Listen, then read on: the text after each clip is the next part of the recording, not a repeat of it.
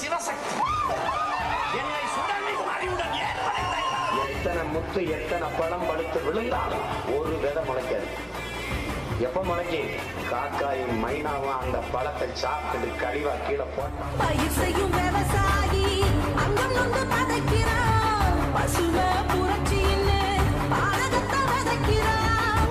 ஒவ்வொருவரும் நன்றி உணர்ச்சி இருந்தால் விவசாயிக்கு வாக்கு செலுத்தணும், செலுத்தி ஆகணும். பல கல்லூரிகளில்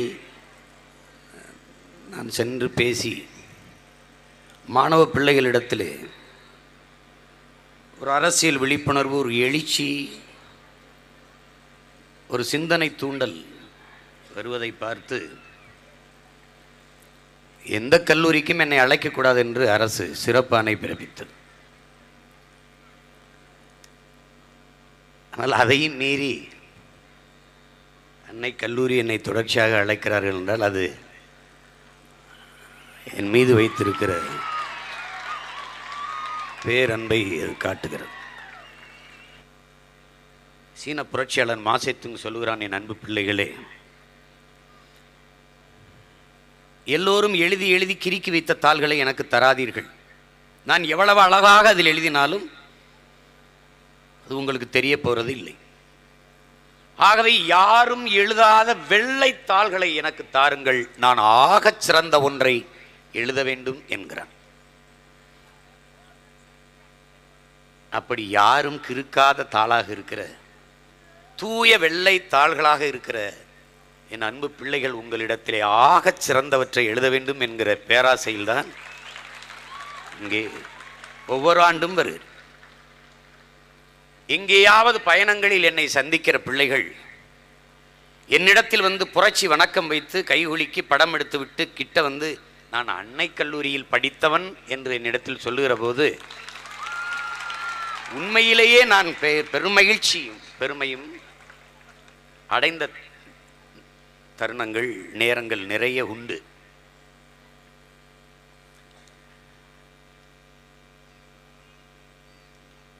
இது ஆசிரியர்களுக்கான ஒரு திருவிழா என்று இந்த நிகழ்வை நடத்தினார்கள். கலை நிகழ்வை நாம் கண்டு களித்தோம். யோகா செய்த பிள்ளைகளை எல்லாம் பார்த்தோம். நம்முடைய ஓகம்தான் யோகாவாக மாற்றப்பட்டது. எல்லா நிலைகளுக்கும் தமிழில், தூய தமிழில் பெயருண்டு. ஆனால் அதை வஜ்ராஜனம் கஜராஜனம் ஏதோ சமஸ்கிருத மயமாக்கி எல்லாமே இங்கு ஆரிய மயப்படுத்தப்பட்டு விட்டது. இங்கே காவடி ஆட்டம் பார்த்தீர்கள். இதெல்லாம் இது பக்திக்கானது என்று நாம் நினைப்பது தவறு. பரம்பரை கலை, தமிழனின் தொன்மக்கலை, தமிழனின் அடையாளங்கள். கலைக்கு மொழி ஏதும் தான். உடலுக்கே மொழி இருக்குங்கிறான், பாடி லாங்குவேஜுங்கிறான். அப்போ ஒரு இனத்துக்கு மொழி இருக்காத?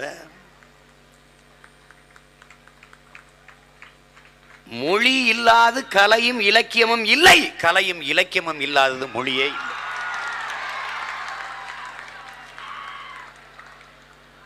நம்முடைய ஓகத்தை எடுத்து யோகாவாக மாற்றி அதை உலகத்திற்கு கொடுத்தோம் என்கிறோம்.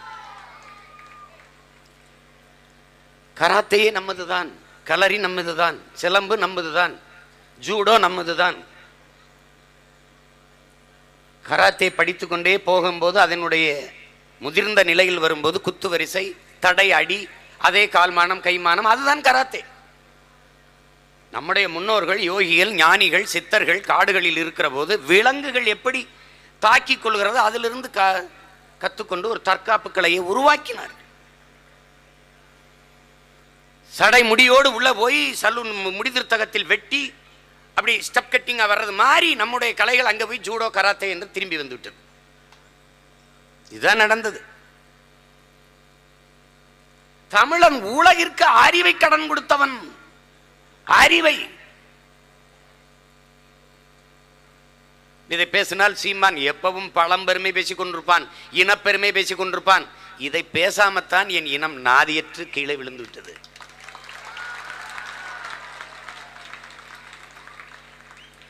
தமிழன் தன் இனப்பெருமை, இன வரலாறு உணராது தன் மொழி பெருமை இனப்பெருமை இல்லாது வீழ்ந்து போனான். திட்டமிட்டு இந்த இன மக்களுக்கு சாதி பற்று, மதப்பற்று, சாதி பெருமை, மதப்பெருமை ஊட்டப்பட்டது. மொழி பெருமை இனப்பெருமை இல்லாது வீழ்ந்து செத்து போன இன கூட்டம் இது. நான் தமிழன். அமெரிக்காவில் போய் ஐ ஆம் இந்து என்று அறிமுகப்படுத்த முடியாது. ஐ ஆம் கிறிஸ்டியன், ஐ ஆம் இஸ்லாம் எவரும் அறிமுகப்படுத்துவதில்லை என் அன்பிற்குரிய பிள்ளைகளே. ஐ ஆம் நாடார், ஐ ஆம் தேவர், ஐ ஆம் கோனார், அவரின் செட்டியார் என்றெல்லாம் அறிமுகப்படுத்த முடியாது. எழுதுங்கள் என் நெற்றியில் நான் அரேபியன் என்றுதான் முழக்கத்தை முன்வைத்தான் முகமது தர்விஷ். எழுதுங்கள் என் நெற்றியில் நான் இஸ்லாமியன் என்று சொல்லவில்லை. நாளை என் மதம் அழியுமானால், என் மார்க்கம் வீழுமானால் அதை கேட்க நான் இருக்க மாட்டேன், இன்றே வீழ்ந்து விடுவேன் என்று அவார் மொழி கவிஞன் ரசூல் ஹம்சத்து முழங்கவில்லை. நாளை என் மொழி அழியுமானால் அதை கேட்க நான் இருக்க மாட்டேன், இன்றே அழிந்து விடுவேன் என்றுதான் சொன்னான். அயர்லாந்து விடுதலைக்கு போராடிய புரட்சியாளன் டிவேலரா, உனக்கு ஐரிஷ் மொழி வேண்டுமா அயர்லாந்து வேண்டுமா என்று கேட்டபோது இல்லை, எனக்கு என் மதம் தான் வேண்டும் என்று சொல்லல. என் தாய் நிலத்திற்கு இணையான ஒரு நிலத்தை உலகில் எங்கேனும் ஒரு இடத்தில் என்னால் பெற்றுக்கொள்ள முடியும். ஆனால் என் ஐரிஷ் மொழிக்கு இணையான மொழியை உலகில் எங்கும் நான் பெற முடியாது. எனவே என நிலத்தை விட என் மொழிதான் முக்கியம், அதை கொடு என்று கேட்டான். உலகில் எந்த நாட்டுக்கு வேணாலும் நீங்கள் பயணம் செய்யுங்கள் நண்பு பிள்ளைகளே. ஐ ஆம் பிரிட்டிஷ் கிடையாது, ஐ ஆம் இங்கிலீஷ் தான். ஐ ஆம் பிரான்ஸ் கிடையாது, ஐ ஆம் பிரெஞ்சு தான். அப்படித்தான் நான் தமிழன். அப்படித்தான் நான் தமிழன். இந்தியன் என்ற ஒன்றே கிடையாது, அது அம்பக் வெற்று வார்த்தை. எவனும் இந்தியன் கிடையாது. இந்தியா என்பது பல தேசங்களின் ஒன்றியம், மாநிலங்களின் அவை. That's all your honour. அரசியல் சாசனத்தை, அரசியல் சாசனம் புரட்சியாளர் அம்பேத்கர் நமக்கு அறிவாசான் வகுத்து கொடுத்த அரசியல் சாசனம் India, that is Bharat, shall be an union of states. அவ்வளவுதான். அது யுனைடெட் ஸ்டேட் ஆஃப் அமெரிக்கா, அது யுனைடெட் கிங்டம், அது ஐரோப்பிய யூனியன். அதுபோல India united state of India. That's all. Kavikko Abdul Rahman சொன்ன மாதிரி வெள்ளைக்காரன் பெத்து போட்டு பேர் வச்சான், இவன் சொந்தம் கொண்டாடிட்டு இருக்கான். இது ஒரு பைத்தியக்கார கூட்டம், பைத்தியக்கார கூட்டம். சொந்தமா ஒரு விமானம் இல்லை, இருந்த இந்தியன் ஏர்லைன்ஸையும் வித்துட்டது. ஆனால் நிதிநிலை அறிக்கையில் 100 ஏர்போர்ட் வரப்போதான். எதுக்கு? நாங்க ஓடி பிடிச்சி விளையாடவா? டே பைத்தியக்காரர்கள். சொந்தமா தன் நாட்டுக்கென்று ஒரு விமானம் கிடையாது. எல்லாம் பிரைவேட்டைசேஷன், லிபரலைசேஷன், குளோபலைசேஷன். நடா உங்க சேஷன் ஐயப்பா.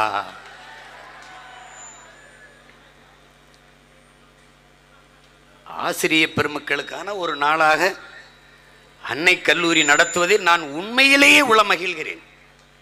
என் அன்பு பிள்ளைகளே, தாய் நம்மை 10 மாதம் சுமக்கிறாள், அது உயிர் கருவறை, உயிர் கருவறை. ஆனால் பள்ளி கல்லூரிகள் தான் பல ஆண்டுகள் நம்மை சுமக்கிற அறிவு கருவறை என்பதை நீங்கள் தெரிந்து கொள்ளணும். நம் பெற்றோர்கள், நம் அன்னை தந்தையர், நம் தாய் தந்தையர் நமக்கு இந்த உலகத்தை காட்டுகிறார்கள். ஆனால் ஆசிரிய பெருமக்கள் தான் நம்மை இந்த உலகத்துக்கு காட்டுகிறார்கள் என்ற புரிதல் உங்களுக்கு வரும். மிகுந்த மதிப்பிற்குரியவர்கள் ஆசிரிய பெருமக்கள். என்னை பயிற்றுவித்த ஆசிரியர்கள் எல்லாம் நான் என்றைக்கும் நன்றி உணர்வோடு நினைவு கூறுவேன். ஒரு எளிய கிராமத்தில், ஒரு உழைக்கும் வேளாண்குடியில் பிறந்து வந்த மகனை எங்கள் ஆசிரியர்களே புத்தகம் வாங்கி கொடுத்து பணம் கட்டி படிக்க வைத்ததெல்லாம் உண்டு எனக்கு. அது நான் 1ஆப் 2ஆப் 3ஆப் 4ஆப் 5ஆப் படிக்கும்போது, எங்கள் ஊர்லேயே படிக்கும்போது சான்சன் ஒரு வாத்தியார் எனக்கு இருந்தார். நாடகத்தை பார்த்துட்டு, இந்த கரகாட்டம் இந்த மாதிரி நம்ம இதெல்லாம் பார்த்துட்டு அப்படியே வந்து பாடுற பழக்கம் எனக்கு இருந்தது சின்ன வயசுலே. அந்த ஆற்றல் என்னை மடியில் உட்கார வச்சுட்டு பாட வைப்பார். எல்லா மாணவர்களையும் உட்கார வச்சு பாடு பாடு சீமான் பாடுன்னு பாடினவதா 10 காசு கொடுப்பார். அந்த உற்சாகம்தான் 11ஆப்பு 12ஆப்பு கல்லூரி படிக்கும்போது பெருமாற்றலாக வளர்ந்து திரைத்துறைக்கு என்னை திருப்பிச்சு. அன்னைக்கு மடியில் உட்கார வச்சு சான்சன் பாட வச்சார். இன்னும் எனக்கு நினைவு இருக்கு. அதுக்கப்புறம் கல்லூரிக்கு வந்தேன். என்னுடைய பேராசிரியர் சலீல், அவர் தான் நுண்கலை மன்றத்தினுடைய செயலாளர், ஃபைன் ஆர்ட்ஸ் செக்ரட்டரி. கபடி விளையாடிட்டு சும்மா போய் குழாயடியில் இந்த மண்ணெல்லாம் ஒட்டியிருந்தது கழுவும் போது சும்மா நானாக பாடிட்டு இருந்தேன். யாரோ ஒரு பின்னாடியே வந்து பார்க்குறாரு நான் பாடிட்டு இருக்கிறது. என்ன இவ்வளவு நல்லா பாடுற, போன தடவை ஏன்டா பாட்டு போட்டியில் நீ பங்கேற்கல அப்படின்னு. இது தெரியல, நான் போயிட்டேன். இந்த வாட்டி நீ பாடுறடா பாட வச்சார். நானா மெட்டு போட்டு நானா பாட்டு எழுதி பாடி 36 பேர் பாடியிருக்கான். கண்ணை முடிட்டா எஸ்பி பாலசுப்ரமணியம், கண்ணை முடிட்டா மலேசியா வாசுதேவன், கண்ணை முடிட்டா ஜெயசாஸ், அப்படி பாடுறான். கடைசியா என்னை கூப்பிடுறாங்க 37வது பேரா. ஒல்லியா ஒரு உருவம் இப்படி நடந்து போற போது மொத்த பேரும் சிரிக்கிறான். சீமா நீ மடா பட போற. ஏன்னா அவ்வளவு சிறப்பா பாடிட்டான். எல்லாரும் மேடையில் ஏறினதான் எனக்கு தெரியும். நானா பாடினேன். மொத்த கல்லூரி எந்திரிச்சு கைதட்டி ஒன்ஸ் மோர் கேட்டது. அதுக்கப்புறம் கல்லூரியில் எந்த விழாவினாலும் நான் தான் பாடுவேன். அப்படி வந்தது. ஆசிரியர் பெருமக்கள் செதுக்கினார்கள். கபடி விளையாட்டு கல்லூரி அணியை தேர்வு செய்கிறாங்க. கபடியில் இருந்த பேரார்வத்தில் எல்லாரும் கல்லூரி விட்டு போகும்போது நான் சின்ன ஆளாக இருப்பேன், ரொம்ப சின்ன பையனாக இருப்பேன். அப்படி இருப்பேன். எங்கள் மூத்த அன்னைங்கெல்லாம் 3ஆவது ஆண்டு 2ஆவது ஆண்டு படிக்கிறவங்கெல்லாம் இந்த உடை கடியாரம் மோதிரம் இதெல்லாம் கலட்டி என்கிட்ட கொடுத்து வச்சுக்கிட்டு இப்படி ஓரமாக உட்கார்றா, அப்படியே ஓரமாக உட்காந்துருப்பேன். அந்த ஆர்வத்தில் இந்த பக்கம் 7 பேர் இந்த பக்கம் 7 பேர் 2 அணி விளையாடிட்டு இருக்கும்போது ஒரு நல்வாய்ப்பா எனக்கு நல்வாய்ப்பா ஒருத்தர் வரல. எங்கள் விளையாட்டு ஆசிரியர், நீ சும்மா தான் இருக்க, நிம்பி நில்றா, 6 பேர் தான் இருக்காங்க இந்த பக்கத்தில். இதான் நடந்தது. என்னை நடுவால் பிடிச்சிக்கிட்டு இப்படி சுற்றிக்கிட்டு ஒரு சப்ஸ்டியூட் நான் ஒப்புக்கு சப்பா என்னை வச்சுருக்காங்க. என் அணியில் எல்லாருமே பட்டு போகிறாங்க. நான் தான் இருக்கேன், நான் தான் இப்போ பாடி போகணும். எல்லாரும் கை தட்டுறாங்க, யாராவது ஒரு சின்ன பையில பாட விடுறாங்கன்ட்டு. அந்த கோடை தொட்டுட்டு பாடி போனேன். அவ்வளோதான் எனக்கு தெரியும். மொத்த அணியை என்னை தூக்கி கொண்டாடிச்சு. அவன் வந்தாலும் வேணா இவனை அணியில் வச்சுக்கிறடான்ட்டாரு எங்க விளையாட்டு ஆசிரியர். ஆசிரியர்கள் என்னை உருவாக்கினார்கள். நீங்கள் எல்லாம் பார்த்திருப்பீர்கள். தோ பரமசிவம் என்று ஒரு பேரறிஞர், என்னுடைய தமிழ்துறை பேராசிரியர். அவர் எழுதிய புத்தகங்கள்லாம் இருக்கு, நீங்க படிக்கணும். அது அரிய பொக்கிஷங்கள். நான் கல்லூரியில் படிக்கும்போது ஆண்டு மலருக்கு கவிதை கேட்கிறேன். கவிதை எழுதி கொடுக்குறேன். எல்லா கவிதையும் கிழிச்சு மூஞ்சில் வீசுறாரு. நான் சின்ன பையனாக இருப்பேன். ஆத்திரமா வருது, அழுகையா வேற வருது. வந்து உட்காந்தே சோகமாக இருந்தோன்னே எங்கள் அன்னைங்கெல்லாம் கேட்குறாங்க, என்னடா ஏன்டா அப்படி ஒரு மாதிரி இருக்குன்னு. நம்ம ஆசிரியர், நம்ம பேராசிரியர் வந்து தோப்பா வந்து என்னுடைய கவிதையெல்லாம் கிழிச்சு போடுறாரு. என்னடா கவிதை கூட அப்படின்னு. எல்லாம் நல்லா தானே இருக்குது, இந்த கவிதை என்ன வாடா போம்டா அப்படின்னு போனால் அவர் கடையில் இருக்கார், கேண்டீனில் கடையில். எங்கள் கடையில் நல்லா வடை போடுவாங்க. வந்தோடனே கோமா பண்ண எல்லாம் கூட்டமாக வந்துருக்கீங்க என்னடா அப்படின்னு. என்ன ஏன் தம்பி கவிதையை நீங்கள் இப்படி நிராகரிச்சுக்கிட்டே இருக்கிறீங்க, நல்லா தான் எழுதியிருக்கேன். வடை சாப்பிடுங்க அப்புறம் பேசுவோம். வடை வாங்கி கொடுத்தாரு. சாப்பிட்டு இருக்கும்போது என்னடா உன் தம்பி கவிதை எழுதிட்டான், படிடா.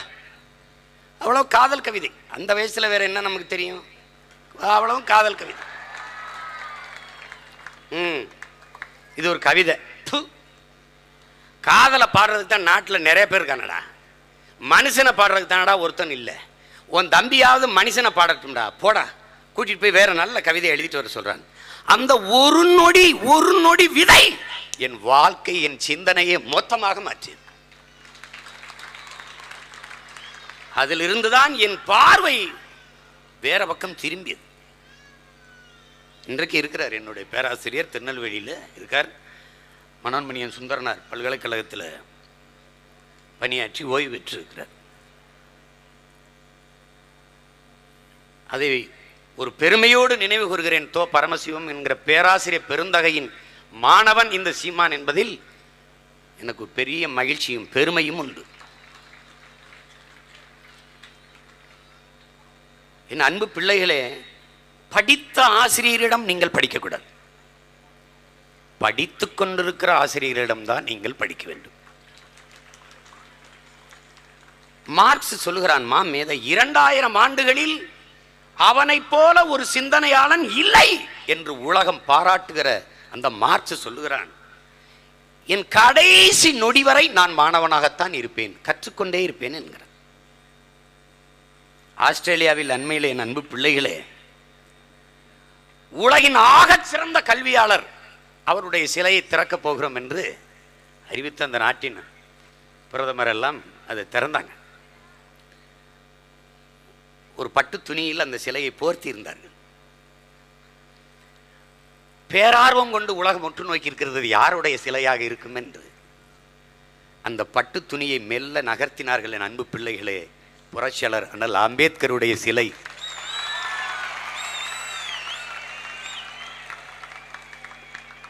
இந்த அறிவு பேராசனுடைய சிலை. இறையன்பு என்கிற பெருந்தகை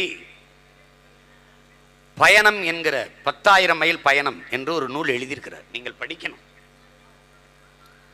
அதில் தன் முகப்பிலே முன்னுரையிலே சீன பொன்மொழியை பதிவு செய்திருக்கிறார். ஒரு மனிதன் தன் வாழ்நாளில் 10,000 மைல்கள் பயணம் செய்திருக்க வேண்டும், 10,000 புத்தகங்களையாவது படித்திருக்க வேண்டும் என்று. ஆனால் ஒரு மனிதன் தன் வாழ்நாளில் 64,000 புத்தகங்களை படித்திருக்கிறார் என்றால் அது அறிவாசான் அண்ணல் அம்பேத்கர் அவர்கள்தான்.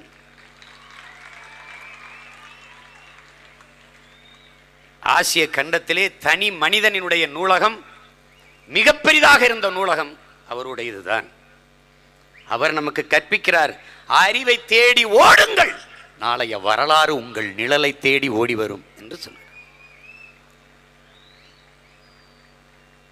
அதற்கேற்ப என் அன்பு பிள்ளைகள் தேடி தேடி படியுங்கள்.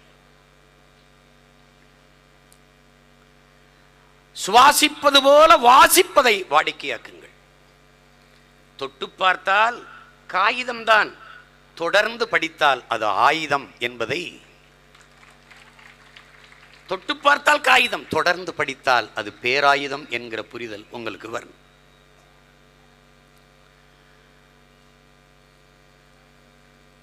தேடி தேடி படியுங்கள்.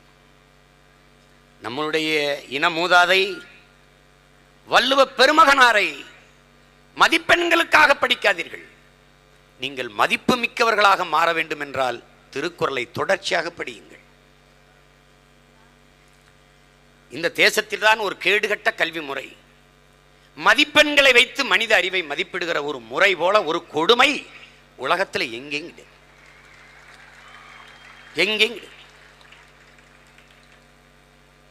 பற்பசையை பிதுக்குவது போல மனித மூளையை பிதுக்கி மதிப்பெண்களை வெளியில் எடுக்கிறார்.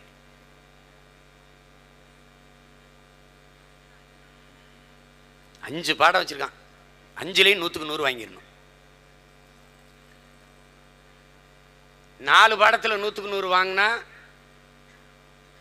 அறிவியல் ஆசிரியர் அருமையான மாணவன், அறிவில் சிறந்தவன் பெரு.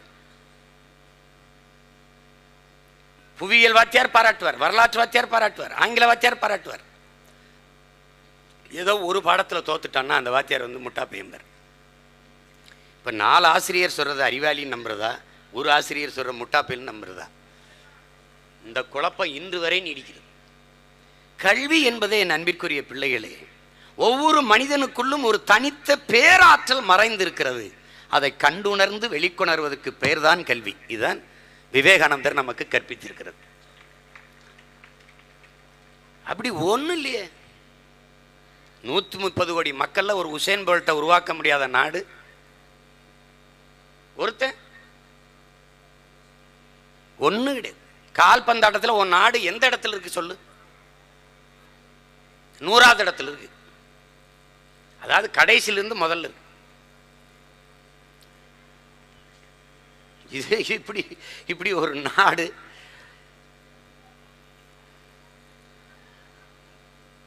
வள்ளுவனை தாண்டி ஒரு பேரறிஞன் எவனும் இல்லை. நான் ஒரு தத்துவம் படித்தேன் என் நண்பு பிள்ளைகள. திட்டமிட தவறுகிற போது தவறு செய்ய திட்டமிடுகிறோம். என்ன தத்துவம்டா, எல்லா இடங்களையும் எழுதி வச்சிருக்கோம். திட்டமிட தவறுகிற போது தவறு செய்ய திட்டமிடுகிறோம். இந்த தத்துவத்தை சொன்னவன் தான் உலகில் ஆகப்பெரும் ஞானி. ஆனால் அவர் உருவாவதற்கு முன்பு, அவர் பரம்பரை உருவாவதற்கு முன்பு நம் பாட்டன் பாடியிருக்கிறான், எண்ணி துணிக கர்மம் துணிந்தவன் எண்ணுவம் என்பது இழுக்கு என்று.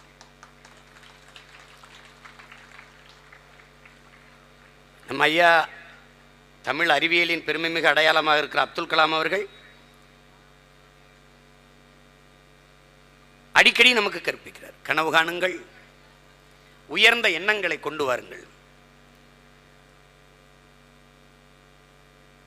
அதற்கு விதை தூவியவன் நம்முடைய மூதாதை வள்ளுவ பெருமகனார் தான். உள்ளுவதெல்லாம் உயர்வுள்ளல், மற்றது தள்ளினும் தள்ளாமே நிறுத்துங்கிறான். அவன் கற்பிக்காதது ஒன்றும் இல்லை. தேடி தேடி படியுங்கள், கற்றுக்கொண்டே இருங்கள். அறிஞர் பெர்னாட் ஷா, நீங்க எப்படி அறிஞர் ஆனீர்கள் என்று அவர்கிட்ட கேட்கிறாங்க. என்ன செய்யறது, வறுமை, போட்டுக்கிற ஒரே ஒரு மேலாடை தான் இருந்துச்சு, அதுவும் அழுக்காயிருச்சு, கிழிஞ்சு போச்சு. கலட்டி துவைச்சிட்டு காய வச்சு போடலான்னா மேலாடை இல்லை, குளிருது. அதையே போட்டு போட்டு என் வேர்வையே அதில் பட்டு உப்பு படிஞ்சு எனக்கே என்னுடைய நாற்றம் சகிக்க முடியல. வேறு எங்கே போனாலும் எல்லாரும் என்னை அருவருப்பாக பார்த்தாங்க. என்ன செய்யறதுன்னு தெரியல. பக்கத்தில் ஒரு நூலகம் இருந்தது, லைப்ரரி. அது திறக்கிற வரை காத்திருந்து திறந்த உடனே உள்ளே போய் ஓரத்தில் உட்காந்து என்ன புத்தகம் கிடைக்குதோ எடுத்து படித்தேன், அறிஞனாயிட்டேங்கிறது. இதான் நடந்தது. அறிஞர் பெருநாள் சார் அறிஞரானது கதை இதுதான். படிங்க, படித்து கொண்டே இருங்க. வெறும் பாடத்தை மட்டும் படிச்சிட்டோம் முடிச்சிட்டோம்னு நினைக்கக்கூடாது. அதுக்கப்புறம் அதுக்கு வெளியில் இருக்கிறது நீங்கள் படிக்கும்போது நமக்கு ஒன்றுமே தெரியலேன்னு வரும். எனக்கெல்லாம் சில சமயம் புத்தகங்கள் எடுத்து படிக்க ஆரம்பிக்கும் போது ஒரு நடுக்கம் வரும் பாருங்க. ஐயோ, நமக்கு ஒன்றுமே தெரியாமல் இருக்குதுன்ட்டு. வயிற்று பசி போல மூளைக்கு பசிக்கும். அதுக்கு ஒரே ஒரு உணவு தான் இருக்கு, படிக்கிறது. என் அன்பிற்குரிய பிள்ளைகள், உங்களுக்கு மூத்தவன், உங்கள் மீது பேரன்பு கொண்டவன், உங்கள் எதிர்காலத்தின் மீது அக்கறை கொண்டவன் என்கிற அந்த உரிமையில், அந்த உறவில் இதை உங்களுக்கு சொல்ல கடமைப்பட்டிருக்கேன், சொல்லிட்டேன். இன்னைக்கு நாம நிற்கிற இந்த நிலையில் நின்று நம்முடைய எதிர்காலத்தை எண்ணி பார்க்க கடமைப்பட்டிருக்கோம்.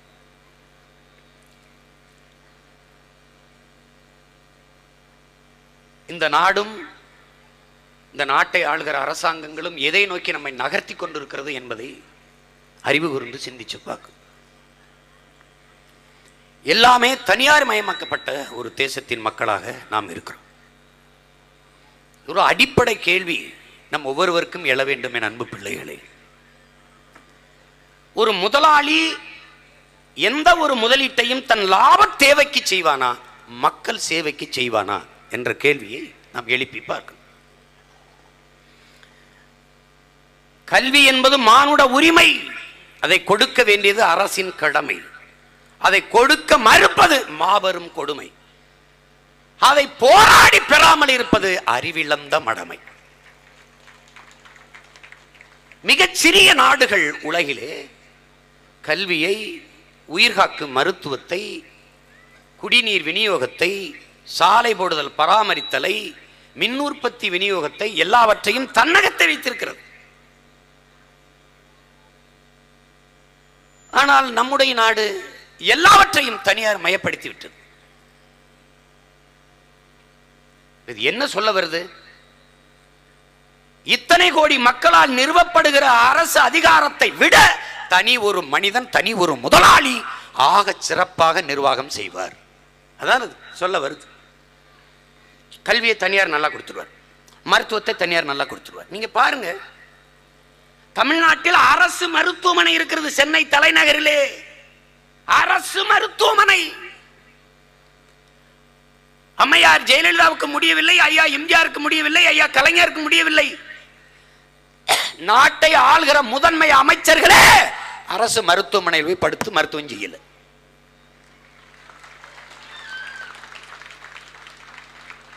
ஏன் இந்த சிந்தனை நமக்கு எழல? என்ன பிரச்சனை இவங்களுக்கு? முதலாக அப்போலோவில் படுத்து அப்போலோ மருத்துவமனையை புகழ்வர செய்தவர் எம்ஜி ராமச்சந்திரன் என்கிற எம்ஜிஆர். ஜெயலலிதா அம்மையாருக்கு முடியவில்லை. 75 நாட்கள் அப்போலோ மருத்துவமனையில் தான். ஐயா கருணாநிதிக்கு முடியவில்லை. முதலில் எம்ஜிஆர் மருத்துவமனை, எம்ஜி ராமச்சந்திர மருத்துவமனை, பிறகு காவேரி. ஏன் தரமா இல்ல? ஏன் தரமா இல்ல? தரங்கட்டவர்கள் கைகளில் அதிகாரம் இருப்பதால் தரம் இல்லை.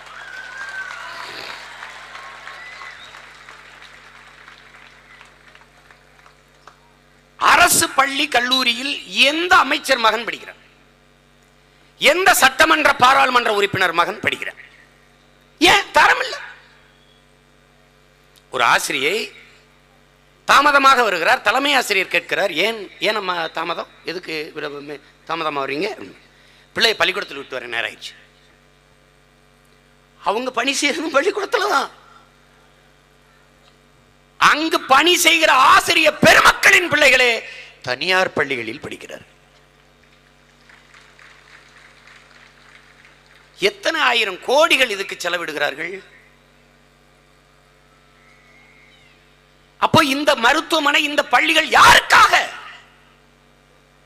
எதற்காக தரமற்றது? அரசு போக்குவரத்தை பாருங்க. அந்த ஓட்டுநருக்கு ஒருத்தர் எழுதுற, சீட் பெல்ட் போட்டு ஓட்டு, இடவாறு போட்டு ஓட்டணும்னு ஒரு உத்தரவு வருது. நீங்க நம்ப முடியுதா பாருங்க, சீட்டே கிடையாது, ஒரு நாற்காலி போட்டு சும்மா உட்கார்ந்து வண்டி ஓட்டிட்டு இருக்காரு. ஒருத்தன் கீழே போய் பதிவு போடுறான், முதல்ல அவருக்கு சீட்டை கொடு, அப்புறம் அவர் பெல்ட் போட சொல்லு அப்படின்ட்டு. ஒரு பேருந்து ஓடுது, முன்பக்கமே முகப்பே இல்லை, அது எங்கே போகுது, எந்த ஊருக்கு போகுது, எதுவும் தெரியாது. அரசு போக்குவரத்து உங்களால் நம்ப முடிகிறதா? அரசு பேருந்துல மழை பெய்யுது, நம்ம அம்மா அக்கா தங்கச்சியும் கொடை பிடிச்சிக்குள்ள நின்றுட்டு இருக்காங்க. சத்தியமா நின்றுட்டு இருக்காங்க, சத்தியமா. அட கொடுமையே கொடுமையே இது. ஆனால் இது எல்லாத்தையுமே நம்ம பார்க்கிறோம், எல்லாத்தையும் பார்க்கிறோம். இது யாரு சரி செய்யறது என்கிற கேள்வியை நம்ம எழுப்புறது இல்லை. நமக்குள்ள அறச்சீற்றம் இல்லை, கோபம் இல்லை. அடிமை எப்படி பிறக்கிறான்? அடிமை எப்படி பிறக்கிறான்? அநீதியை எதிர்க்க துணிவில்லாதவன் சகித்துக் கொள்ளுகிறான், தொடர்ச்சியாக சகித்துக் கொள்ளுகிறவன் அடிமையாகிறான். இவ்வளவுதான். நம்ம அடிமை ஆயிட்டோம். அவன் திருடுறானே, விடப்பா, யாரப்பா திருடல? ஏப்பா லஞ்சம் வாங்குறானே, எவப்பா வாங்கல? பழகிவிட்டது, குற்றங்கள் பழகிருச்சு, சகித்துக்கிட்டான். 6 வயசு குழந்தையை வன்புணர்வு செய்து கொலை செய்யறான். 60 வயசு அம்மாவை வன்புணர்வு செய்து கொலை செய்யறான். கேட்டால் விவாதத்தில் பெண்கள் கவர்ச்சியாக உடை உடுத்துகிறார்கள். 6 வயசு குழந்தையும் 60 வயசு அம்மாவை என்னடா கவர்ச்சியா உடை போட்டாங்க? பதில் இல்லை.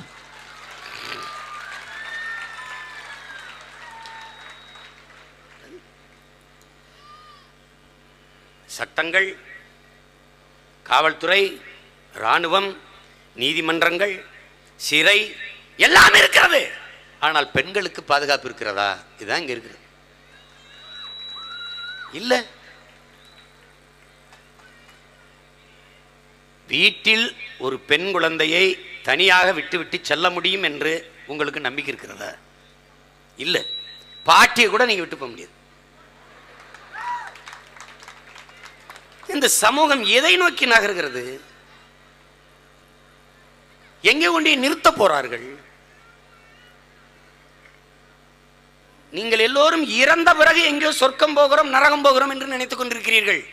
தெரியாது, இது இன்னொரு கிரகத்தின் நரகமா கூட இருக்கலாம்.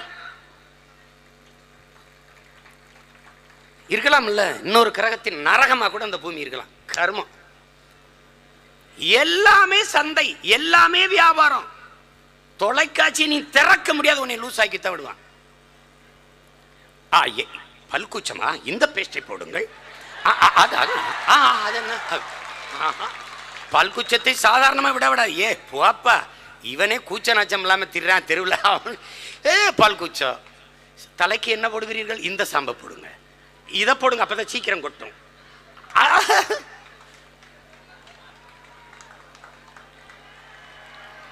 கால கொடுமை.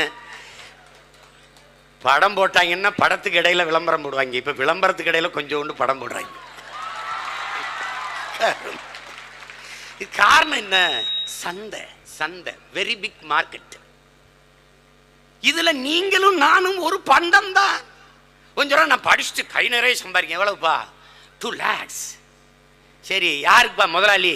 அவன் எந்த நாட்டில் இருக்கான்னு தெரியாது, வெளிநாட்டு முதலாளி. ஒரு தம்பி கோபிநாத் நீயா நானால விவாதம் பண்ணிட்டு இருக்காரு.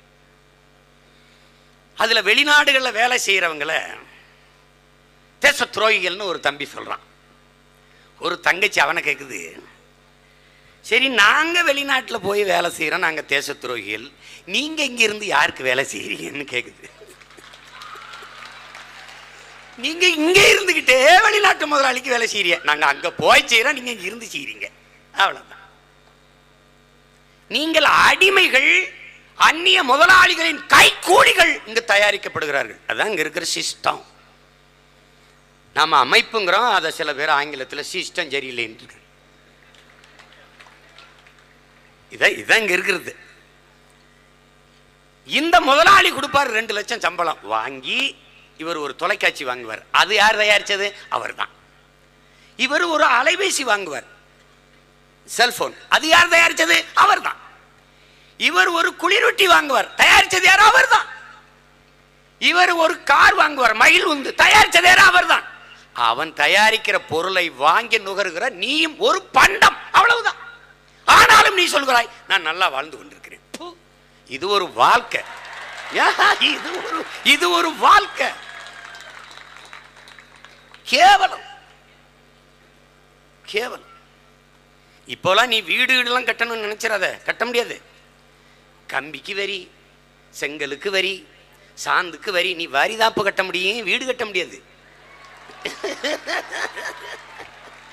வரியத்தான் கட்டலாம், வீடு கட்ட முடியாது. முடிச்சு தள்ளிட்டான். கடைசியா இந்தியா விற்பனைக்குன்னு ஏலம் போடுவான் ஒரு நாள் நிதிநிலை அறிக்கையில். இப்ப இங்க பாரு, இப்ப தொடர் வண்டி வியாபாரத்துக்கு வருது, எல்லாம் வியாபாரத்துக்கு வருது. வங்கி எல்லாம் தனியார் மயமாயிருச்சு. நீங்க அறிவிற்சிறந்த என் சொந்தங்கள் சிந்திக்கணும், என் தம்பி தங்கைகள், அறிவார்ந்த ஆசிரியர் பெருமக்கள், பேராசிரியர் பெருமக்கள். நிதிநிலை அறிக்கையில் மாண்புமிக்க, மதிப்புமிக்க, மேன்மை மிக்க நிதியமைச்சர் அம்மையார் நிர்மலா சீதாராமன் அவர்கள் படிக்கிறார்கள், நீங்கள் வங்கியில் பணம் போட்டிருந்தீர்கள் என்றால், வங்கி ஒருவேளை திவாலாகிவிட்டால் நீங்க 50 லட்சம் போடுங்க, 5 கோடி போடுங்க, எத்தனை பணம் எவ்வளவு போட்டிருந்தாலும் 5 லட்சம் இழப்பீடு தருவோம். That's all. வங்கி ஏன் திவாலாகிறது?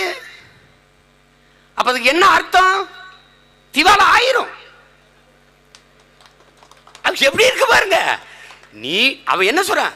பணத்தை தூக்கிட்டு சுருட்டிக்கிட்டே திவாலா ஆயிருச்சுன்னு ஒரு இதை ஒட்டிட்டு போயிட வேண்டியதான். நினைச்சா யாராவது 5 லட்சம் கொடுத்து விடுவான். எப்படிப்பட்ட ஒரு நாடு பாருங்க. எதுக்கு வங்கி, அரசு துறை நிறுவனங்கள் எல்லாம் ஏன் தனியார் மயப்படுத்தப்படுகிறது? அது இழப்பில் வருது. அரசு நடத்தும் போது இழப்பு வருவது, தனியார் நடத்தும் போது எப்படி லாபம் வருகிறது? பதில் கிடையாது. ஒரே ஒரு கேள்வியை அன்பு தம்பி தங்கைகள் எழுப்ப வேண்டும். எல்லாமே தனியார் மயம் என்றால் அரசின் வேலை என்ன?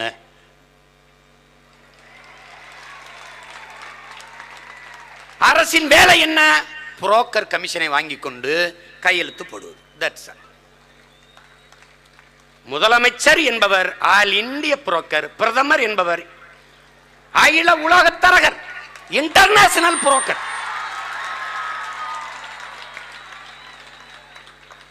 உங்களுக்கு சிரிப்பா இருக்கு, நம்ப முடியல. இல்ல இப்ப அண்ணன் ஒரு வாடகை வீட்டுக்கு குடி போறேன்னா அந்த தரகர் என்ன பண்ணுவாரு?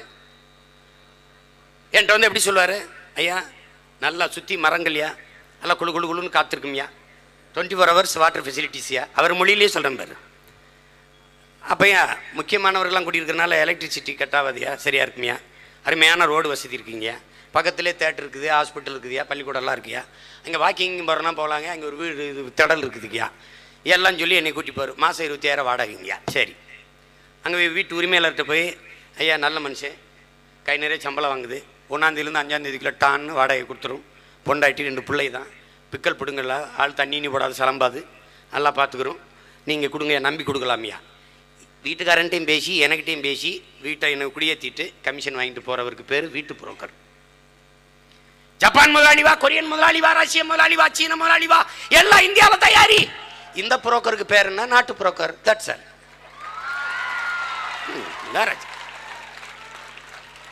இவ்வளவுதான். கப்பலில் வர்த்தகம் செய்தவனை போராடி விரட்டிவிட்டு வானூர்தியில் வர்த்தகம் செய்ய வருகிறவனை வா என்று கூப்பிடுவது இன்றைய பொருளாதார கொள்கை. இவ்வளவுதான் ராஜா எக்கனாமிக்ஸ், இவ்வளவுதான் இவங்க எக்கனாமிக்ஸ். என்ன இருக்கு? ஒரு நாடு வளர்கிறது, ஒரு நாடு முன்னேற்ற பாதையில் செல்கிறது என்றால் தேசத்தின் குடிகளுக்கு கல்வி, ஏழை பணக்காரன், உயர்ந்தவன் தாழ்ந்தவன் என்று பாகுபாடின்றி சரியான சமமான தரமான கல்வியை, ஒரு தேசத்தின் வளம் என்பதே அறிவு வளம் தான், கல்வி வளம் தான். அந்த கல்வியை தேசத்தின் பிள்ளைகளுக்கு கொடுக்க ஒரு நாடு முயற்சி செய்கிறது, அதை நோக்கி நகர்கிறது என்றால் அது வளர்ச்சி. உயிரை காக்கும் மருத்துவன் இந்த நாட்டின் முதல் குடிமகனுக்கு என்ன மருத்துவமோ அது கடைகோடி மனிதனுக்கும் கிடைக்கும் என்கிற நிலையை உருவாக்குவது தூய சரியான மக்களாட்சி. அதை நோக்கி ஒரு தேசம் நகர்கிறது என்றால் அது வளர்ச்சி. தண்ணீர் உலக உயிர்களின் தேவை, மானுட தேவை மட்டுமல்ல. நீர் என்பது உலகில் இருக்கிற எல்லா உயிர்களுக்குமான உயிர் தேவை. உயிர் தேவை. ஆடுக்கு, மாடுக்கு, கோழிக்கு, மண்புழுக்கு, பூச்சிக்கு, வண்டுக்கு, நாய்க்கு, நரிக்கு, பாம்புக்கு, சிட்டுக்கு, காக்கைக்கு, கொக்குக்கு, எல்லாவற்றுக்குமான உயிர் தேவை நீர்.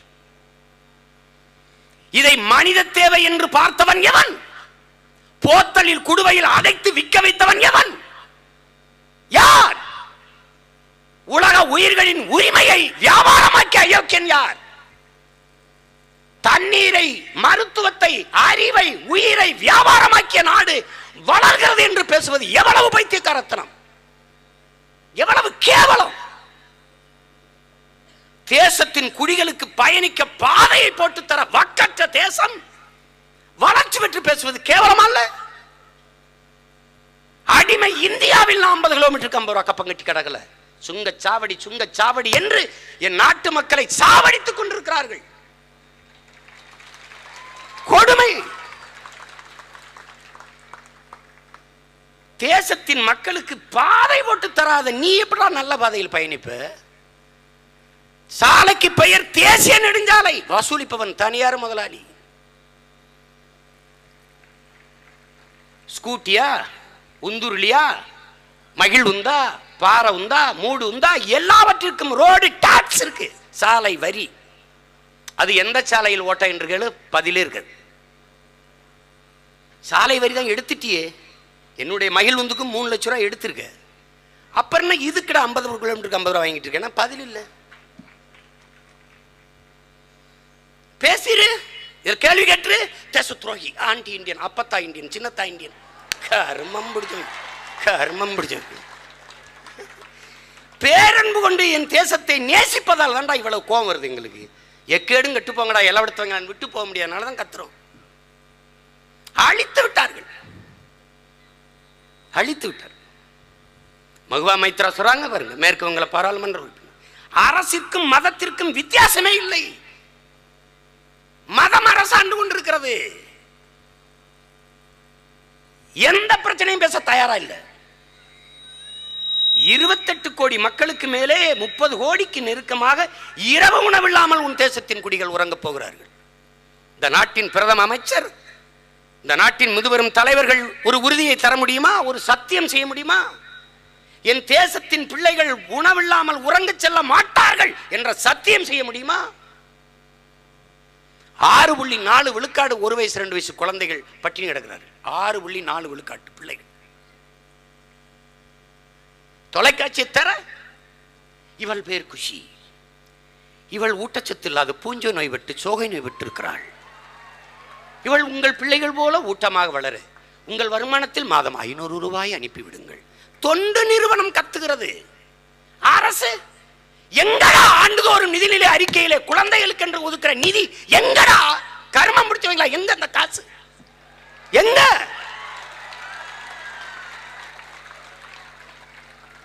தேசத்தின் எதிர்காலத்தை, நம்பிக்கையை, நாளைய நாட்டுக்களை இப்படி பட்டு போக விட்டு, வாடி போக விட்டு, சோர்லாம் போட்டுவிட்டு பேச்சு வாயில டெவலப். என்ன டெவலப் இருக்கு? எங்கிட்டு டெவலப் ஆகுது? எங்களுடைய பொருளாதார கொள்கை என்ன? சிற்றூர்களின் பொருளாதார வளர்ச்சிக்கு வேணா திட்டம் வச்சிருக்கேன்னா, கிராமங்கள் காலியாகி நகரங்கள் பெருத்து கொண்டிருப்பதை பற்றி கவலைப்படுறானா? ஸ்மார்ட் சிட்டி இருக்கு, ஸ்மார்ட் வில்லேஜ் இருக்கா? கிளீன் இந்தியா திட்டம் போடுற, கிளீன் இந்தியா திட்டம் இல்லாத உன் நாடு எப்படி நீ சரியா கொண்டு வருவ? இப்ப 4150 கோடி தூய காற்றுக்கென்று நிதிநிலை அறிக்கையில நிதி ஒதுக்கியிருக்கீங்களே, காத்தை எந்த கடையில் வாங்கிட்டு வந்து தரப்போறிய? தூய காற்றை அறிவு இருக்கிறவர்கள் செய்யல செயலாது. 4150 கோடி. வின்சென்ட் சர்ச்சில் சுதந்திரம் கொடுக்கும்போது இந்தியர்களுக்கு விடுதலையின் அருமை தெரியாத, சுதந்திரத்தின் அருமை தெரியாத கொடுத்துறாதென்றார். அவன் இனிக்க பேசுகிற வாயும் இரக்கமற்ற இதயம் கொண்டவர்கள் ஒரு நாள் குடிக்கிற நீருக்கும் சுவாசிக்கிற காற்றுக்கும் வரி போடுவார்கள் என்று சொல்லியிருக்கார். இந்த பைத்தியக்காரங்கள்ட்ட மாட்டிக்கிட்டு நம்ம படுற பாடு இருக்க. நானும் கத்துறேன், என்னை கண்டுக்கிறது இல்லையா, அவாய்ட் பண்றாங்களா? எந்த ஊடகம் காட்டுறதில்ல, எந்த பத்திரிகையும் போடுறதில்ல. நானும் அதை பத்தி கவலைப்படுறது இல்லை. நானும் கவலைப்படுறது. ஒரு நாள் நீ என்னை தேடுவ. ரொம்ப நாளா ஒருத்தன் கத்திட்டு இருந்தான், தேடுவீங்க. வழி கிடையாது ராஜா, வேற வழி கிடையாது. ஆனா நான் விட்டுட்டு போயிருவேன் மட்டும் நினைக்க கூடாது. நீ என்னை தொடர்ச்சியா தோக்கடிச்சு பாரு, நீ தோத்து போவ. நான் இந்த வேலையை உண்மையிலேயே நேசித்து செய்கிறேன். நான் இந்த மண்ணை, இந்த மக்களை பேரன்பு கொண்டு காதலிக்கிறேன். அதனால நான் போராடுறேன். நீ என்னை நேசிக்காம போறோம். நம்ம பிள்ளைகளுக்கு, நம்ம மக்களுக்கு ஒரு நோய் இருக்குல்ல, உயிருக்கு உயிரா ஒருத்தன் நேசிப்பான், அவனை சுத்தல்ல விட்டு பான்பராக்கு பீடா போட்டு விட்டு குடிச்சிட்டு திரிவான், அவனை போய் கல்யாணம் பண்ணிட்டு.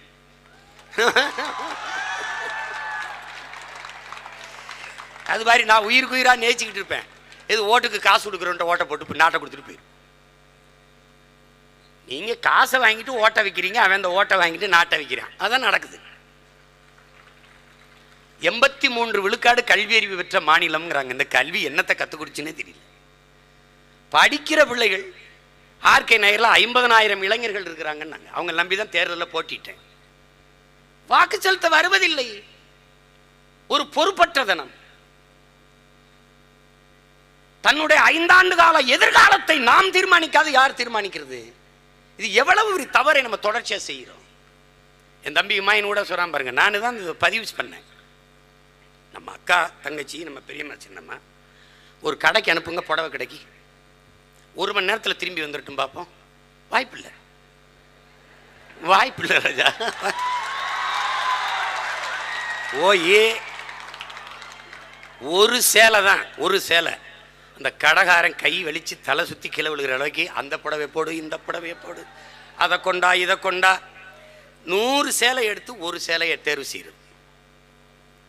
மாப்பிள்ள சாப்பிட போகலாம், எந்த கடைக்கு போனால்?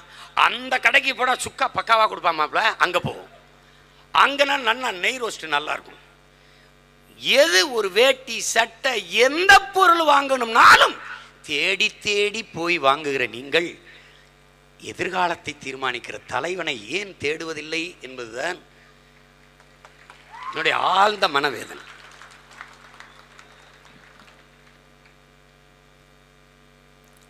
நடிச்சா போதும்னு நினைக்கிறேன். தமிழர்களுக்கு சினிமாவை தவிர எதுவும் கிடையாது. வரலாறு அதுதான், வாழ்க்கையும் அதுதான், எல்லாமே சினிமாவா? ஒரு கர்மம். படம் பாரு, கைதட்டு, காசை கொடுப்போ. அப்படிதானே கேரளாவில் இருக்குது, மேற்கு வங்கத்தில் இருக்குது. அப்படித்தானே 66 லட்ச ரூபா வரிப்பாக்கி வச்சவரை தேசத்தின் பெரிய தலைவர்னு போயிட்டு தெரியுற ஒரு கூட்டம் இருக்கு. அது கொண்டாடிக்கிட்டு இருக்குது ஒரு கூட்டம். வரிப்பாக்கி என்பது தேச துரோகம் இல்லையா? மக்களுக்கு சேர வேண்டிய பணம் இல்லையா? அது யாரை கேட்டு இந்த வருமான வரித்துறை இதை ரத்து பண்ணுது? 66 லட்சம் குறைந்த அளவு தண்டம் போட்டு அதையும் கட்ட தேவையில்லை என்றால் யாருடைய காசு? எப்படிப்பட்ட நிர்வாகம்? கேவலம்.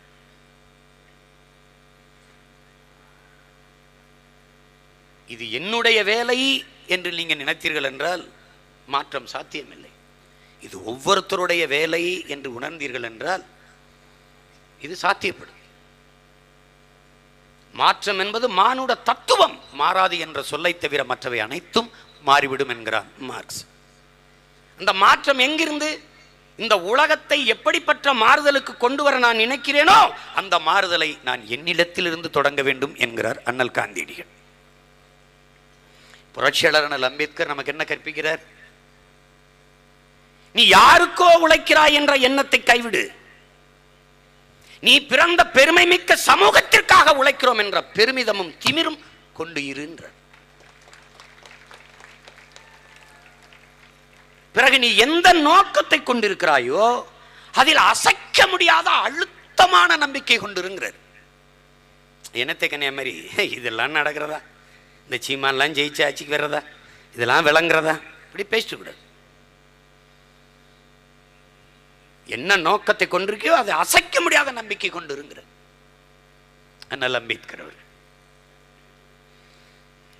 வீரத்துறவி விவேகானந்தர் அவர்கள் ஒரு நோக்கத்தை தீர்மானித்து விடு, பிறகு அதனே உன் லட்சியமாக்கு, அதை செயலாக்கம் படுத்துவதற்கு அதற்காகவே உழைத்துக் கொண்டிரு. உன்னிடத்தில் பணம் இல்லை, உதவ நண்பர்கள் இல்லை என்று கவலைப்படாதே, தொடர்ச்சியாக அதையே செய்து கொண்டிரு, நீ வெற்றி பெறுவாய்கிறார்.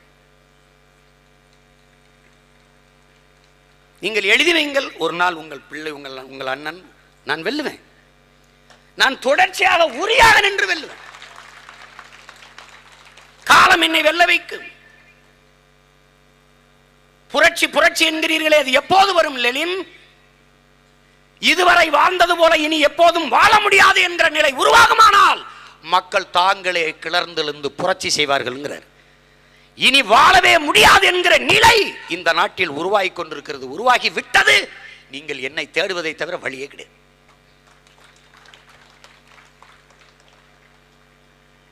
எவ்வளவு பெரிய ஏமாற்றம் உங்களை சுத்தி. ஹைட்ரோ கார்பன், மீத்தேன் எல்லாம் கையெழுத்து போட்டு கொண்டு வந்த கோஷ்டியிலே மறுபடியும் நாங்கள் அதை எதிர்க்கிறோம்னு போராடுவது, ஸ்டெர்லைட்டை திறந்து வைத்தவர்களே திருப்பி மூடுவோம் என்று போராடுவது. என்ன இது? என்ன நாடகம் இது? என்னது?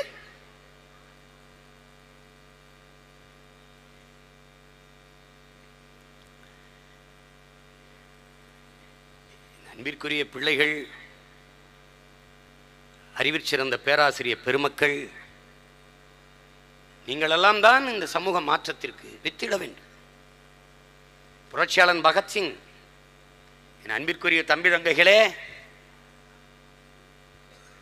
உங்கள் வயதை ஒட்டிய காலத்திலே அவன் தூக்கு கயிற்றை முத்தமிட்டு இந்த நாட்டின் விடுதலைக்காக மரணித்த மகன் பகத்சிங். 11 வயது இருக்கும்போது வகுப்பறையிலிருந்து அவன் வெளியேறுகிறான். உயிருக்கு நிகரான தங்கை அண்ணனை காணவில்லை 2 நாட்களாக என்று கதறுகிறாள். பெற்றோர்கள் ஆசிரியரிடத்திலே, கூட படித்த நண்பர்களிடத்திலே, உறவினரிடத்திலே தேடுகிறார்கள், இல்லை. எங்கு சென்றான் பகத்சிங்? 2 நாட்கள் கழித்து ஒரு களையத்திலே மண்ணை அள்ளி கொண்டு வருகிறான். மேலே ஒரு துணியை போட்டு கட்டியிருக்கிறான். தன் அன்பு தங்கையிடம் ஓடி போய் அந்த களையத்தை திறந்து காட்டுகிறான். அதிலே ரத்தம் தோய்ந்த மண். ஜாலியன் வாலாபாக்கிலே நம் நாட்டவர்கள் சிந்திய ரத்தம் என் தங்கையே, இதற்கு வெள்ளையர்கள் பதில் சொல்லும் வரை நான் ஓய மாட்டேன் என்று 11 வயதில் ஜாலியன் வாலாபாக்கிலே கொல்லப்பட்ட மக்கள் சிந்திய ரத்தம் தோய்ந்த மண்ணை அள்ளி கொண்டு வந்து கலையத்திலே கட்டி பத்திரப்படுத்தி வைத்த புரட்சியாளன் பகத்சிங். புரட்சி என்றால் ரத்தம் சிந்தும் வன்முறையாகத்தான் இருக்க வேண்டும் என்பது அல்ல, அது துப்பாக்கி தோட்டாக்களை தோலுவதும் அல்ல. புரட்சியிலே தனி நபர் வஞ்சம் தீர்த்துக் கொள்ள வாய்ப்பு இல்லை. பிறகு இதுதான் புரட்சி. வெளிப்படையாக அநீதிகளால் கட்டமைக்கப்பட்ட சமூகத்தை தகர்த்துவிட்டு முற்றுமுழுதாக புதிய சமூகம் படைப்பதுதான் புரட்சி என்கிறான். இளைய தலைமுறை புரட்சியாளர்களே, என் அன்பிற்குரிய தம்பி தங்கைகளே, நீங்கள் ஒவ்வொருவரும் பகத்சிங்காக மாறி வெளிப்படையாகவே அநீதிகளால் கட்டமைக்கப்பட்ட சமூகம். தெரிகிறது ஊழல், தெரிகிறது லஞ்சம், தெரிகிறது கொள்ளை, தெரிகிறது வள சுரண்டல், ஆற்று மணல், ஹைட்ரோ கார்பன், மீத்தேன், ஈத்தேன், மலை மணல் எல்லாம் களவோய் கொண்டிருக்கிறது. உன் வளங்கள் உன் கண் முன்னே கொள்ளையடிக்கப்பட்டுக் கொண்டிருக்கிறது. அமெரிக்க பொருளாதார அடியாளின் வாக்குமூலத்தை எழுதிய ஜான் பெர்கின் சொல்லுகிறான், தன் முக உரையிலேயே என் அன்பு தம்பி தங்கைகளே, உங்கள் கண் முன்னே உங்கள் வளங்கள் களவு போவதை பார்த்து கொண்டிருக்க நீங்கள் சபிக்கப்பட்டு விட்டீர்கள் என்று. களவு போய்கொண்டிருக்கிறது. உங்கள் நிலம் பாலைவனமாக மாறிக்கொண்டிருக்கிறது. உங்கள் தாய் நிலம் உயிரினங்கள் வாழ்வதற்கு வாய்ப்பற்ற காடாக மாறிக்கொண்டிருக்கிறது. பனைமரம் பாலைவனத்தில் வராது, ஆனால் வறண்ட நிலத்தில் வளரும். அந்த பனைமரம் கழுத்து முறிந்து சாகிறது என்றால், கொண்டை முறிந்து பட்டு பட்டு நிற்கிறது என்றால், உன் நிலம் பாலைவனமாக மாறிக்கொண்டிருக்கிறதுக்கான சான்று. பக்க வேர்கள் அல்ற பனைமரம் 1000 அடிக்கு கீழே போய் கூட தண்ணீரை உறிஞ்சி கொண்டு வந்து வாழக்கூடிய வாய்ப்பு பெற்ற பனைமரம் சாகிறது என்றால் 1000 அடிக்கு கீழும் நீரற்ற நிலமாக உன் நிலம் மாறிக்கொண்டிருக்கிறது. இந்தியாவிலே உலகத்திலே அதிகமாக நீரை உறிஞ்சுகிற நாடு இந்தியா. இந்தியாவிலே அதிகமாக நிலத்தடி நீரை உறிஞ்சுகிற மாநிலம் தமிழ்நாடு. நாம் நீரற்றவர்களாக, தென்னாப்பிரிக்காவிலே கேப்டவுன் நகர் போல நீரற்ற நகரமாகிவிட்டது என்று அறிவித்து விட்டு போய்விடுவார்கள். இவர்கள் நம்மை காப்பாற்ற வரமாட்டார்கள். வந்தவர்கள் இல்லை. புயலில் வரவில்லை, குரங்கணி தீ விபத்துக்கு காப்பாற்ற வரவில்லை, கன்னியாகுமரி மாவட்டத்தில் நடந்த ஓகி புயலிலே இறந்த நம் மீனவ சொந்தங்களை காப்பாற்ற வரவில்லை, பெரும் வெள்ளம் மழையில் இங்கே நடந்த கஜா புயலிலே நாம் செத்தபோது வரவில்லை, வரமாட்டார்கள். நம்மை நாமே தற்காத்துக் கொண்டால்தான். நண்பிற்குரியவர்கள், அருமை தம்பி தங்கைகள், தமிழின மக்கள் சிறுக சிறுக அழிந்து கொண்டிருப்பதை நீங்கள் அறிய வேண்டும். மொழி சிதைந்து அழிந்து, கலை இலக்கிய பண்பாடு அழிந்து, அவனுடைய வழிபாடு சிதைந்து அழிந்து, தொன்று தொட்ட வேளாண்மை சிதைந்து அழிந்து, மொழியிலிருந்து முதலில் தமிழன் வெளியேறினான், வரலாற்றிலிருந்து பிறகு வெளியேறினான். இவனுக்கு வரலாறு என்பதே வட இந்தியன் வரலாறு தான். மார்க்ஸ் கிட்ட கேட்கிறாங்க, இந்தியாவின் வரலாறு என்பது என்ன? இந்தியர் அல்லாத ஒரு ஆட்சி எழுந்ததும் வீழ்ந்ததும் தான் இந்தியாவின் வரலாறு. கஜினி முகமது எத்தனை தடவை படையெடுத்தான், பானிப்பட்டு போர் எங்கே நடந்துச்சு, முகலாயர்கள் எத்தனை ஆண்டு ஆண்டார்கள், இதெல்லாம் தான் இந்திய வரலாறு. உனக்கு வீர பெண்ணுன்னாவே சான்சி ராணி தான். உங்க பாட்டி வேலுநாச்சியார் நினைவுக்கு வர்றது. உனக்கு வல்லபாய் பட்டேல் தான் வரலாற்றில் இருப்பார், நம்ம தாத்தா வஉசி இருக்க மாட்டார். உனக்கு வீர மன்னன் என்றாலே மராட்டிய மன்னன் சிவாஜி தான். நம்ம பாட்டைங்கள் பூலித்தேவனோ மருதுபாண்டியரோ அழகுமுத்துக்கோனோ தீரன் சின்னமலையோ கற்பிக்கப்படலை, வரலாற்றிலிருந்து உன்னை வெளியேற்றினார். பிறகு உழைப்பில் இருந்து உங்களை வெளியேற்றினார்கள். நாம் வெளியேறிவிட்டோம். அதனால் என்ன பிரச்சனை சீமான்? அதுதான் பிரச்சனை. நீ பார்த்த தச்சு வேலை, நீ பார்த்த கொத்தனார் வேலை, நீ பார்த்த உழவு வேலை, நீ பார்த்த கட்டிட வேலை, எல்லா வேலையும் செய்ய குஜராத்தி பீகாரியன் 1.5 கோடி பேர் ஏறிட்டார். இதுவரை இந்த 5 ஆண்டு பிஜேபி ஆட்சி முடிஞ்சு இறங்கும்போது இன்னும் 1.5 கோடி 3 கோடி பேர். இனிமேல் தமிழ்நாட்டில் எந்த சாதிக்காரனும் நான் தான் பெரிய சாதின்னு பீத்திக்கிட்டு அலைய முடியாது. ஏன்னா அவன் தான் பெரிய சாதிக்காரனா வட இந்தியன் வந்துட்டான். மற்ற மாநிலங்கள் போல அல்ல. இங்க வந்த உடனே குடும்ப அட்டை பெற முடியும், வாக்காளர் அடையாள அட்டை பெற முடியும். பெற்றுக்கொண்டு அவன் உன் அரசியலை, உன் அதிகாரத்தை தீர்மானிப்பான். நீ நிலமற்றவன் ஆக்கப்படுவாய். பாருங்க, 1.5 கோடி பேர்னு கணக்கு வைங்க. 1.5 கோடி பேர் அதிகமா இருப்பான், ஆனா 1.5 கோடின்னு வைங்க. ஒரு ஆளுக்கு மாசம் 10,000 சம்பளம் வைங்க, குறைஞ்சபட்சம் 10,000. 1,30,000 கோடி ஒரு மாசத்துக்கு கிளம்புது. இங்கிருந்து உன் பொருளாதாரம் வட மாநிலத்துக்கு போகுது. ஏன்? நீ உழைக்கல. ஆனா இதே சென்ட்ரிங் வேலை, இதே தச்சு வேலை, இதே கொத்தனார் வேலையை மலேசியா சிங்கப்பூர்ல பாக்குற. இங்க டீ கிளாஸ் கழுவுறது இந்த சாதிக்கார பைய கழுவு, எச்சி கிளாஸை கழுவுறதா அப்படின்னு நீ வெக்கப்பட்ட. ஆனா துபாயில கக்குஸ் கழுவுற. இது நோய், உளவியல் நோய். உழைப்பில் இருந்து வெளியேறி விட்டான் தமிழன். இப்போது நீ நிலத்தில் இருந்து அகற்றப்படுவான். ஈழ தாயகத்தில் அடித்து விரட்டி சிங்களவர்கள் நம் தாய் நிலத்தை ஆக்கிரமித்தார்கள். இங்கே நிலத்தை அபகரித்து நம்மை அப்புறப்படுத்துவார்கள். நாம் நிலமற்றவர்களா ஆக்கப்படுவோம், பட்டுக்கொண்டிருக்கோம். ஆனால் அதை உணர்ந்திருக்கிறோமா? இல்லை. அங்கேயும் புரட்சியாளர் அண்ணல் அம்பேத்கர் சொன்னதை தான் உங்களுக்கு பதிவு செய்ய வேண்டியது இருக்கு. ஒருவன் அடிமையாக இருக்கிறான் என்பதை உணர்த்தி விடு, பிறகு அவனே கிளர்ச்சி செய்து போராடுவாங்கிறார். அதைத்தான் உங்கள் உடன் பிறந்தவன் தொடர்ச்சியாக செய்து கொண்டிருக்கிறேன். நாம் அடிமைகள். நீங்கள் ஒரு கிளர்ச்சிக்கு, ஒரு தன்னலமற்ற மக்கள் ஜனநாயக புரட்சிக்கு என்னினும் என் இளைய தம்பி தங்கைகள் தயாராக வேண்டும். ரொம்ப கடினம்.